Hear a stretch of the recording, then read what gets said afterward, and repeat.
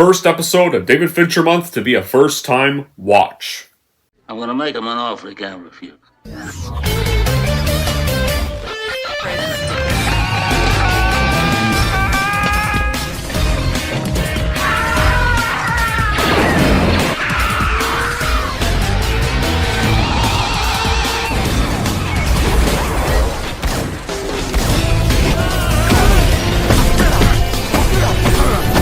I'm not even supposed to be here today! Oh, fuck you!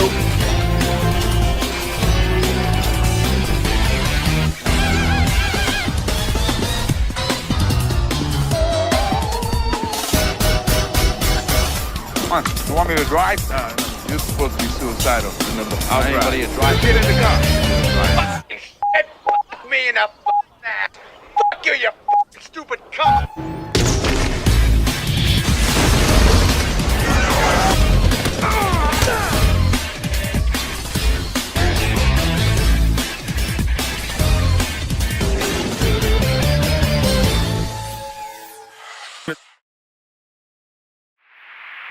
Hey everyone, it's Don G. Corleone here, and I am here with a brand new episode of David Fincher month, on to episode 4 of the series, and this episode is going to be for 2002's Panic Room, the first film he did of the 2000s. Yeah, so what is the plot of Panic Room? Well, recently divorced Meg Altman, played by Jodie Foster, and her daughter, played by Kristen Stewart, one of her first roles, Sarah, have bought a new home in New York. On their tour around the mansion, they come across this panic room. That's a room so secure that nobody can get in.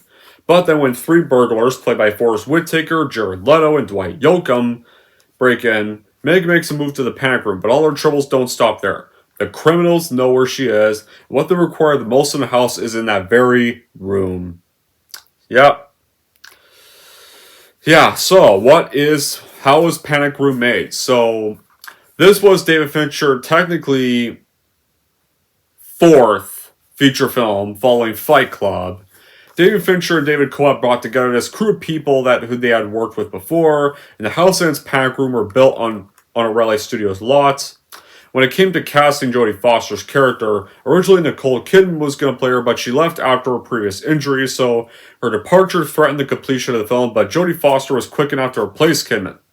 The filmmakers used computer-generated imagery to create the illusion of the film camera moving through the house's rooms. Then Jodie Foster became pregnant during the shooting schedule, so filming got suspended until after she gave birth. The production budget was about $48 million. But anyway, after Panic Room was officially completed and marketed, Panic Room would be commercially released in the United States and Canada on March 29, 2002. The film grossed about $30 million domestically on its opening weekend, then finished off with a domestic total of $96.4 million, and then $100.7 million overseas, and so worldwide, that was about $197.1 million. So the film was successful at the box office. It was also well received by critics, like all of Fincher's other movies. They praised Foster's performance in the film's suspense. Since its release, Panic Room has often been a film that gets analyzed for the exploration of gender and feminism and the portrayal of surveillance technologies, mortality, diabetes, and also been a little criticized for the depictions of domesticity or real estate or anxieties or engagement with existential dread. But the film, though, was still successful. That's what matters. And people still loved it. Now it's my reaction. Well, this one was actually a first-time watch for me, to be honest, because I had not seen this movie before. I bought this movie back during COVID and stuff, around 2020, but I just never got around to watching it back then. Well, guess what? Finally watched it tonight, and how was this movie? Well, honestly, I thought this was quite a good thriller movie. Is it one of Fincher's greatest? No. It's not like something like Seven or Fight Club or Zodiac or The Girl with the Dragon Tattoo, but it's still a pretty good film nonetheless. For the most part, this is definitely a very tense, well-acted piece of drama. It has its moments, and Jodie Foster is actually really good as an overprotective daughter. Kristen Stewart was not bad for one of her first roles as a rebellious daughter, and the The villains like Jared Leto, Dwight Yoakam, and Forrest Whitaker were also pretty great villains as well. Like now, I think the gripe I have with the movie though is that there's just not much color throughout. Like sometimes it was kind of hard to see like Jared Leto's character, or sometimes it was kind of hard to see their overall sets. Like the film was a bit darkly lit. That is kind of a problem some people would have with the movie as well. Like I probably just done to like lend some Norse elements, but honestly, I feel like it could have been a bit brighter because I feel like we should have saw some of the sets. But that's just kind of me though. But Panic Room does kind of give a hiding place a new meaning, where a divorced woman and her daughter, they take refuge in a safe room in their new house from three thieves that are searching for a missing fortune, but that fortune is sadly in the room, so they pretty much know about the room and they know where she is. And like, when we all played that game hide and seek when we were younger, like we've all experienced stuff like the thrills and the excitement when we're in the hiding spot while playing that game when we were kids. Like the movie takes kind of the definition of a hiding place to an entire new level. It's really a fingernail biting to see the protagonists shield themselves in a safe room from the antagonist, trying to protect themselves from harm, and also trying to figure out what the bad guys want. Now, how does Panic Room start off? Well, we meet our two leads, Sarah and Meg. They move into this 4-story house in New York City's Upper West Side. The house's previous owner, who is a millionaire, had installed a panic room to protect the occupants from intruders. The room is reinforced with concrete and steel. It features a thick steel door, and also has an extensive security system with surveillance cameras and a public address system. So when it comes to Jodie Foster's performance in this movie, I think Jodie Foster displays both vulnerability and resoluteness at the same time. The mother and daughter really have to confront the intruders that want to get their hands on the money that's kept inside the panic room that they think is safe, but they're unaware that their motives that they hold up inside the same panic room, and how they can overcome the situation from the crux of the story. The camera work in David Fincher's direction is also very good, especially when you got the low angle shots and when the camera moves around the house, around like the floor level. Like it's a very cool way the camera moves, and David Fincher's direction and the suspenseful story really make the film intriguing. The low angle shots like are really the best part of the camera work of this film, where you have like going the low camera work around the house or like the floor level. And the story also really does contain a few twists, and it is a suspense movie more than really anything else, but like the cinematography is what really also nails the film. Like for a first time watch, like this cinematography was incredible. And this is definitely the best cinematography I've seen for a first time watch.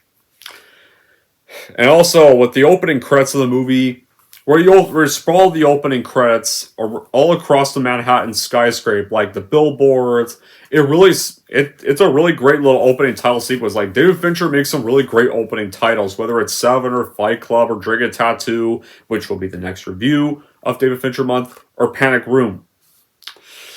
Yeah, and easily like this was the film that followed up from the harshness and ingenuity of Fight Club. Right, this came right after he did Fight Club 3 years before this got released. So many were surprised at how simple Panic Room's structure really was. Like after all the straightforward cat and mouse thriller sets in this one entire building, like unlike where some of his other films where it was set in many other locations, like this one this movie actually takes all the thrills in an entire building. It pretty much doesn't really leave this whole building at all. The movie is pretty much set in this one whole space.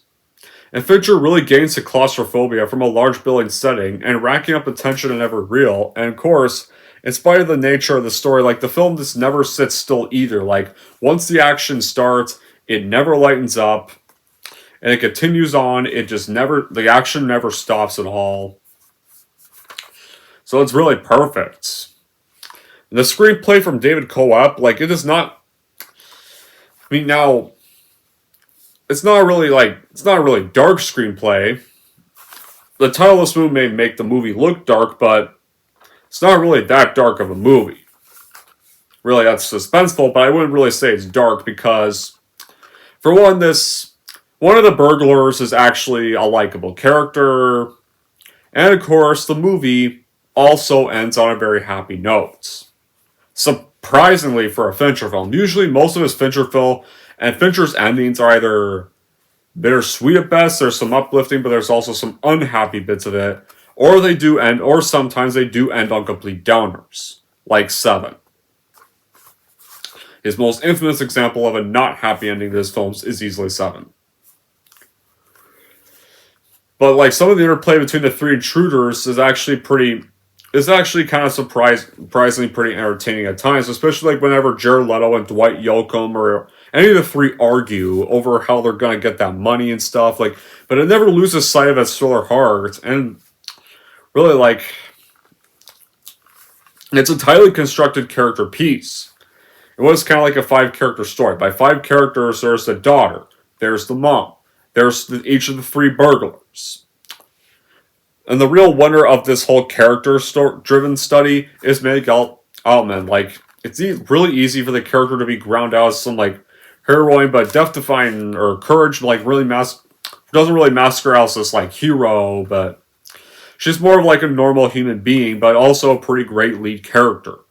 Fincher really has her pure and simply as this perfect little human being. Like, she's fiercely maternal, strong and intelligent, but she remains fallible, and even becomes believable, and actually really does care about her daughter of the film. And sure, like, sometimes they kind of really don't really see eye to eye a lot of times, but they kind of learn to kind of work together as, like, the film progresses, so, like, they both can survive. Either it's where she has to keep her daughter hidden to keep her safe, or sometimes even her daughter is actually pretty helpful on how they can survive their whole situation. So, on their first night of the house, Megan Sarah's first night of the house, we meet our 3 burglar characters, who's Junior, Berman, and Raul, all played by Forrest Whitaker, Jared Leto, and Dwight Yoakam. Jared Leto, who also worked with David Fincher on Fight Club, was the main drug dealer in Requiem for a Dream, was one of Christian Bale's victims in American Psycho, was the shitty Joker in the shitty Suicide Squad film from 2016, was the limited screen time villain in Blade Runner 2049, and was also the lead in that shitty film Morbius. But when it comes to Jared Leto as a whole, he's had some shitty films, but he's also had quite a few films I've liked. So he's actually kind of a decent actor. Dwight Yoakam, he was the Doctor. He would go on after this to play the Doctor from the Crank movies. So, one of his earliest roles. So, kind of ironic how he went from playing a burglar in Panic Room to playing playing the Doctor from the 2 Crank films. So yeah, why they're there is that they intend to steal these bonds that are locked inside a floor safe in the very Panic Room that the movie takes place in. So when Meg wakes up during the night, she sees the men on the cameras and wakes up Sarah, and they go to the Panic Room. The men immediately realize this, though, and they try to force them out, so they try to pump propane gas into the room's air vents. But Meg sees through this and immediately ignites the gas. Then she and Sarah cover themselves with fireproof blankets. And the propane then leaves Junior badly burned. So, yeah, it's Jared Leto's character. His face is pretty much badly burned. Meg then tapes into the main telephone line, tries to call the police, and then call her ex-husband Steven, but when she's trying to explain her situation, though, the intruders know she's calling on the phone, and they cut the line, and the call abruptly comes to an end. So yeah, these robbers are not like they're not the wet bandits. No, these robbers are actually very smart. Because they can see, like, the owners' actions through the cameras. They pretty much do anything they can to make sure that two of them anyways. I mean, like, just Leto and Dwight Yoakam. Forrest Whitaker's actually Forrest Whitaker's character is actually nice, and actually kind of just wants the money. Doesn't really want to hurt the owners of the house, and especially doesn't want to hurt the daughter. So, like, that guy was actually pretty likable. The other two are scumbags, in a way. But yeah, the two know about this, so they're doing anything they can to make sure Foster and Stewart don't survive. So yeah, but the three robber actors, Whittaker, Yoakum, and Leto, they all come together very well under Fincher's watchful eye. And young Kirsten Stewart in one of her earliest roles, like as Sarah puts them a motive heart to a role that actually does surprisingly really improve as the film progresses. And it's fair to say, like, one would have to suspend disbelief after, like, this home invasion thriller would follow a true course, but Fincher's hands, it really goes above all the cliches of them, and really thrives on the whole character dynamics and atmospherics. You know, like, kind of way, like, now it comes to Kirsten Stewart as an actress. This was back, like, before, like, she was in, like, the Twilight stuff that for a while made her a bit of a laughing stock in the acting industry. But then once Twilight had finally ended, her and Robert Pattinson went on to prove their talents and star in many great films. Kirsten Stewart starred in Love Lies Bleeding, a few other great movies I have not seen, but her and Robert Pattinson have done way better since those movies. Like, Robert Pattinson and I have seen a lot of post-Twilight films that have been really great. The Lighthouse, Tenet, and also really surprised everybody with the Batman. Right there, I remember when they announced Robert Pattinson would be playing Batman, and we were all like, oh boy, I don't know about this. But then we saw, like, rehearsal footage, or like, well, fingers crossed he can nail this. Fingers crossed. We saw the trailers, they couldn't wait, and then the movie came out, we were all just jaw-dropped. Kind of like the same way what was Heath Ledger's final role ever, like when they announced Heath Ledger's Joker, and then he surprised all, despite the fact that he had passed on while making The Dark Knights. He had surprised everybody with his role, the Joker. Robert Pattinson surprised everybody the same way. May Heath Ledger rest in peace, too. It's really sad. It's really sad. It's really sad that the last role he ended up playing. And I mean Ledger, guys, not Pattinson. Pattinson's still around. But yeah, like, this film really showed that she actually had potential. She really could be a great actress, and she now is. That's what I'm saying. And like, also, like, the tension is just excellent. And what I do like about this film is the style elements, the camera viewpoints that Fincher uses. The camera, like, often moves through the walls or the windows or the pipes. Even explore the panic room's connections to the outside world and the house itself to bring this interesting concept in the film and story. We're kind of definitely really about the property of this whole area setting. And now what Fincher has often stated, like, Panic Room was not supposed to be like this whole grandeur in a way, like, but the suspense definitely is kind of throughout, and the twist depicted really come at you unexpectedly. Like, and Fincher often said best, like, this movie wasn't supposed to be realistic. It was meant to be more of a popcorn flick with no, like, implications, but it was a story about, like, survival and protecting the ones you love. So, that's the thing I liked about that. I like how Fincher actually just intended for this to be just a simple film. And acknowledged, like, some of this wouldn't really happen in real life. It was just meant to be, like, a really enjoyable, pretty much enjoyable thriller. Enjoyable, like, home invasion thriller. And for the suspenseful elements, like, Panic Room also does have moments of humor to carry the film. Like, whether it's the three robbers often arguing, or whether it's Jared Leto is kind of entertaining in this movie, I'll admit that. Like, whenever his character gets mad, it is kind of funny. So yeah, Jared Leto actually is of the robbers. I think Jared Leto is the one that gives me the laugh the most. Like, Dwight Yoakam's, like, the most mean, the most evil of the three. Though technically both Leto and Yoakam are equally evil, except, like, Leto has entertaining moments, whereas Dwight Yoakam's actually the really mean one that actually can be feared. That really kind of wants to kill both the homeowners. While Forrest Whitaker's, like, more calmer, he kind of really is just mostly just trying for the money. That's kind of about it. He's kind of in charge of the two. He just wants the money and just the job done. and nobody killed. Well, Yoakum wants to kill him because they've seen their faces, and clearly doesn't care. And clearly doesn't care about murdering Sarah either. Towards the end, like there's one scene where Sarah uses a flashlight to signal this neighbor, played by Andrew Kevin Walker, for help, like Morse code or. And when she gets asked about that, Sarah replied that she apparently learned that from Titanic and.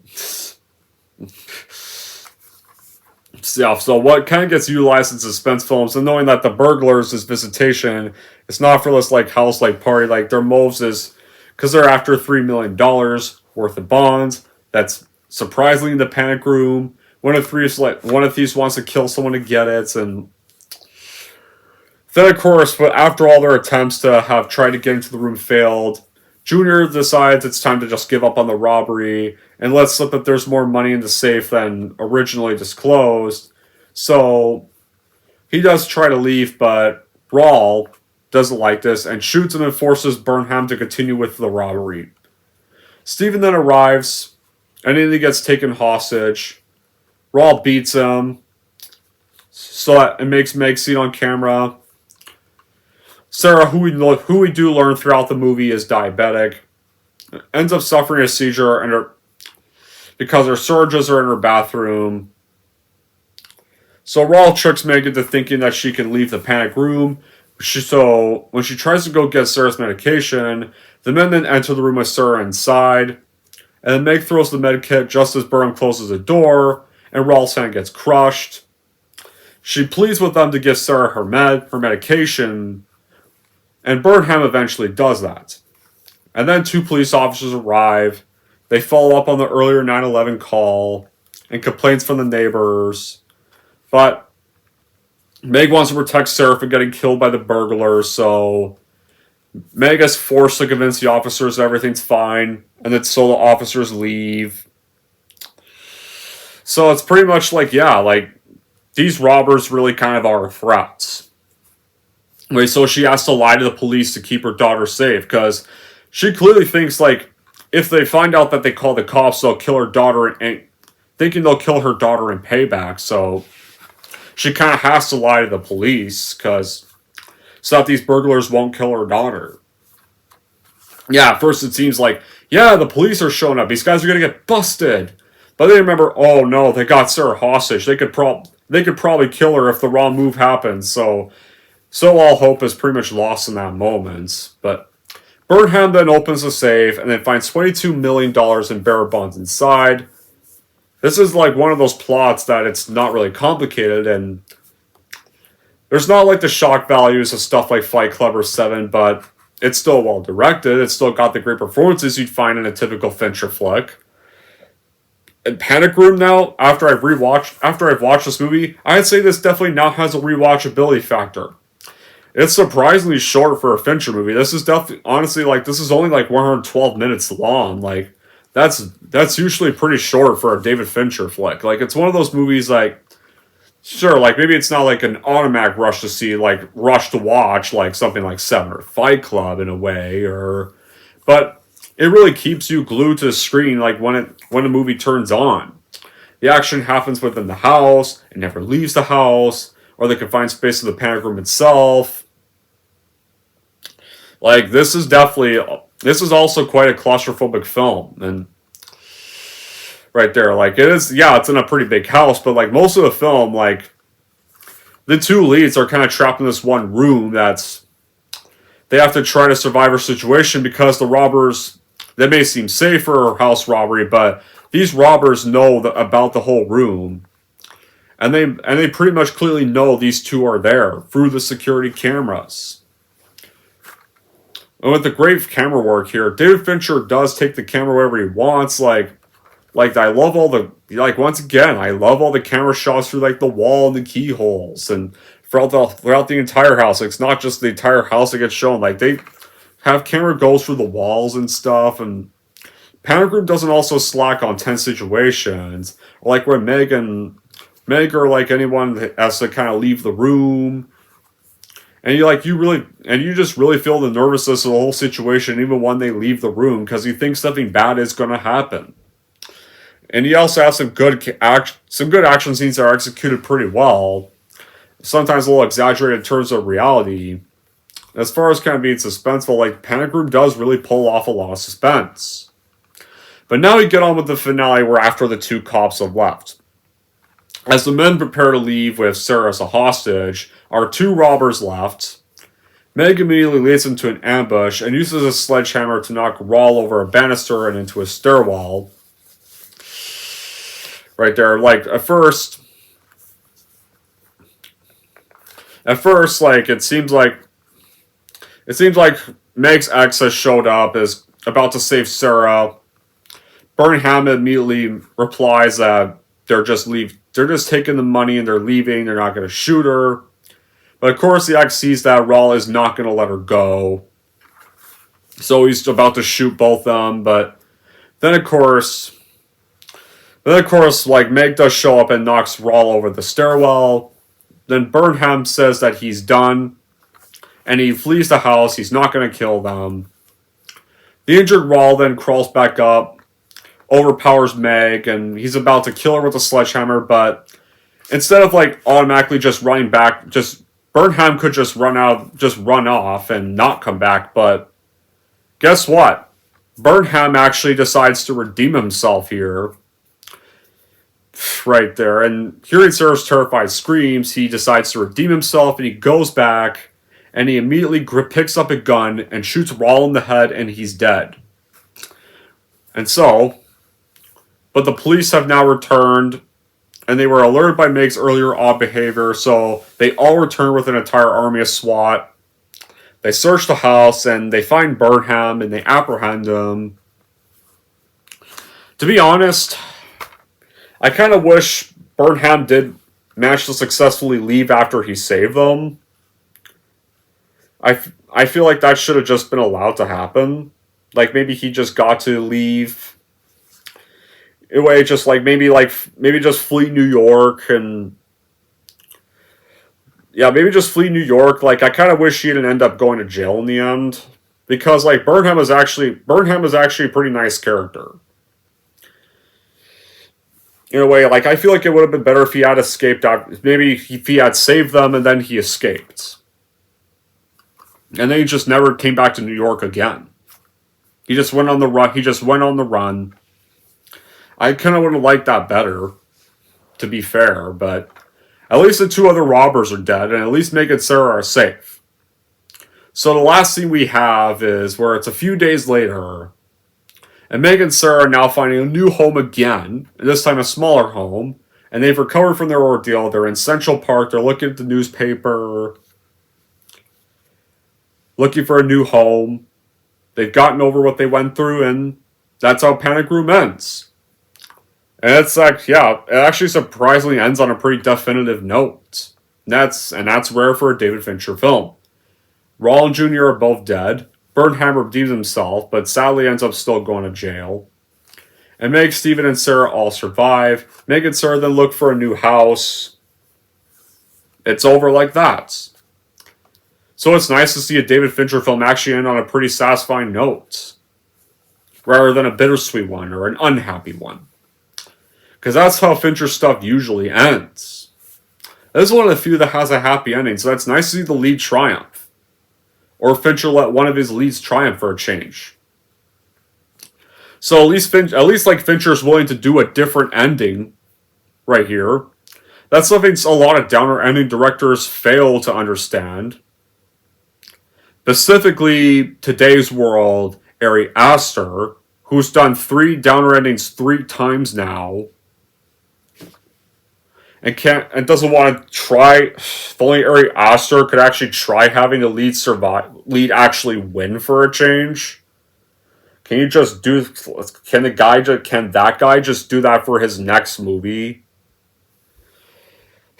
Even David Fincher's a better director than Ari Aster anyways. Ari Aster only had 1 good movie in his career.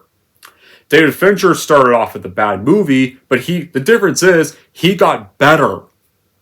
He actually realized the mistakes of Alien 3. Those weren't his to begin with. after he disowned that movie, he went on and actually started to actually redeem himself and made better films. And he started off that way since 7. Right there. Like, he really improved quick.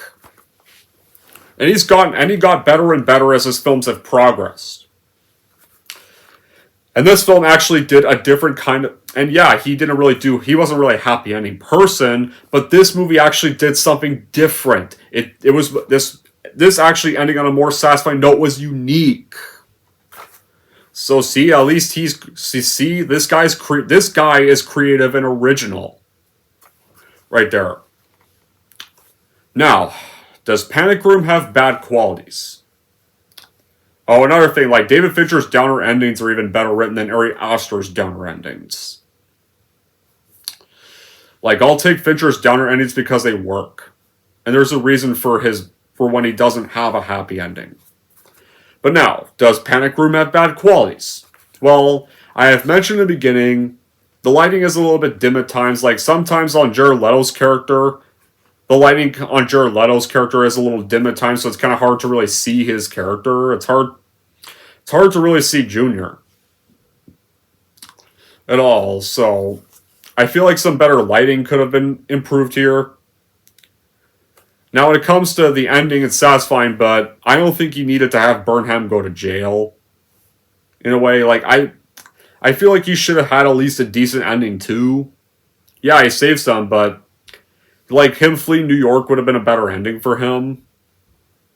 I mean, he's still a burglar, but he was the only nice one of the 3. He just wanted the job done and not to kill anybody. It was only the other 2 that were fine with murder. Only his 2 lackeys were evil.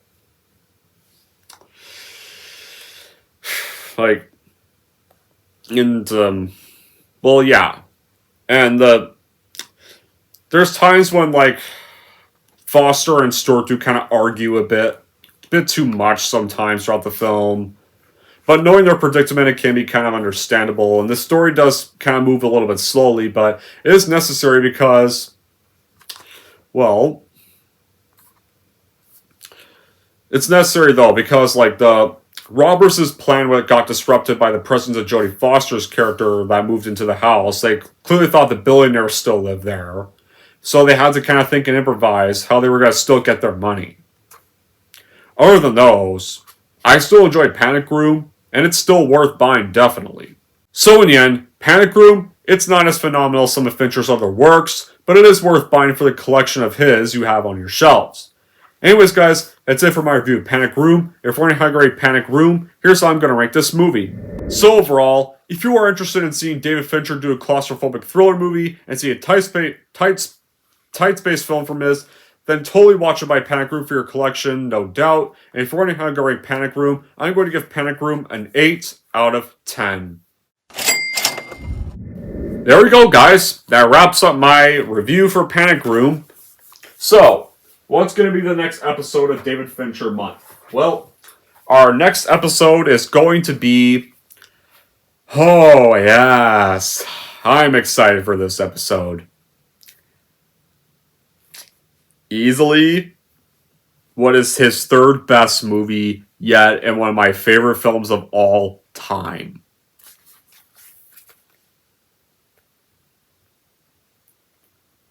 Oh yeah, I cannot wait for this one.